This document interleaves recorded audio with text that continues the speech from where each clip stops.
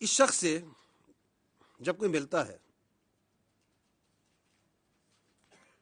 تو آئین، قانون اور رولز کو بالائے طاق رکھ کے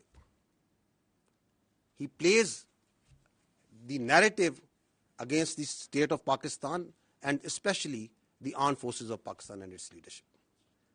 آپ مجھے بتائیں یہ کون سے آئین، قانون اور رولز میں اس بات کی اجازت دی جا سکتی ہے؟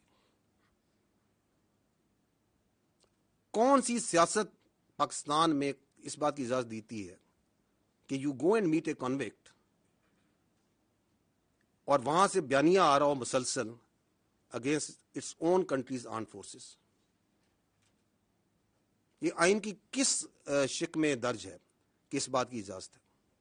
You talk about the article 17 freedom of association, بڑا کلیئر لکھا ہے کہ فریڈم آف ایسوسیشن کی اجازت ہے، پولیٹیکل ایکٹیویٹی کی اجازت ہے، سبجیکٹ ٹو ریزنیبل ریسٹرکشنز. کون سی ریزنیبل ریسٹرکشن؟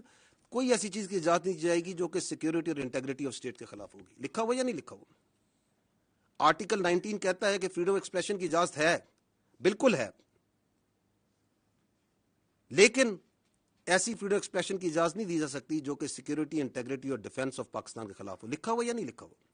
تو یہ کون سا قانون ہے، کون سا آئین ہے، کون سے رولز ہیں جس کے تحت آپ ایک کنوکٹ سے ملتے ہیں اور وہ پاکستان کی فوج کی، اس کی لیڈرشپ کے خلاف بیانیہ بنائے؟ ہماری سمجھ سے یہ بالاتر ہے.